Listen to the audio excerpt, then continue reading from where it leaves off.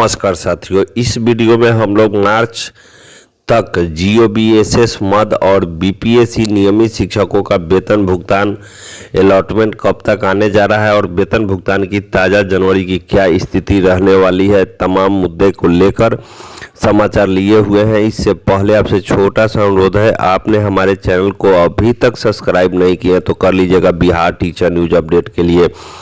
राज्य के नियोजित शिक्षकों के वेतन भुगतान की प्रक्रिया जनवरी की शिथिल पड़ी हुई है। बीपीएससी शिक्षकों का भी वेतन भुगतान शिथिल पड़ा हुआ है।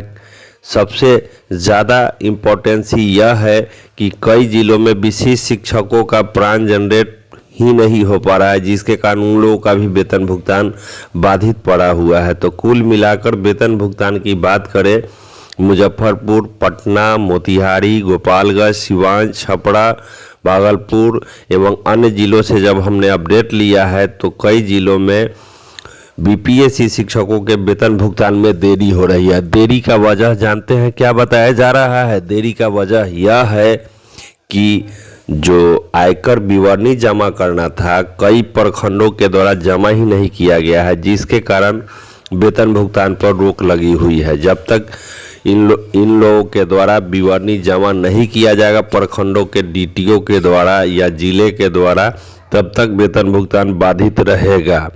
तो कुल मिलाकर जो अभी स्थिति है, आज आयकर विवरणी के लिए कई जिलों में मौखिक निर्देश दिए गए हैं।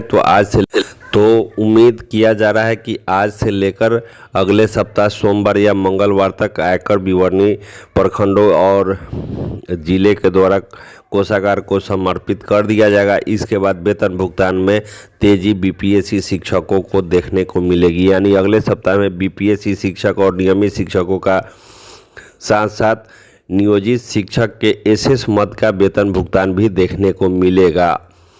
अब हम बात करते हैं विशेष शिक्षकों के प्राण जनरेट की स्थिति काफ़ी दयनीय है। कई जिलों में टीम गठित की गई है, इसके बावजूद भी प्राण जनरेट में तेजी नहीं आ रही है, जिसके कारण 7 दिनों के अंदर राज्य का जो निर्देश है विशेष शिक्षकों के वेतन भुगतान का, उससे होना संभव नहीं दिख रहा है। हाजीपुर जिले के द्वारा विशेष शिक्षकों का अनुपस्थिति विवरणी जमा करने का भी कल निर्देश जारी किया गया है। शेष अन्य जिलों से जब अपडेट हमने लिया है तो अभी तक विशेष शिक्षकों के लिए विशेष हलचल नहीं दिखी जा रही है, ना ही दिलचस्पी लिया जा रहा है। मैट्रिक एग्ज़ाम शुरू हैं, जिसके कारण कोषागार पदाधिकारियों का कहना है कि हम लोग इस ड्यूटी में लगे हुए हैं क्वेश्चन पेपर को संभाल के, जिसके कारण प्राण जनरेट में दिक्कत हो रही है। यानी 26-27 तारीख तक के बाद प्राण जनरेट में तेज़ी होने के आसार बताए जा रहे हैं। आवंटन की बात को लेकर जब हम लोगों ने पता किया है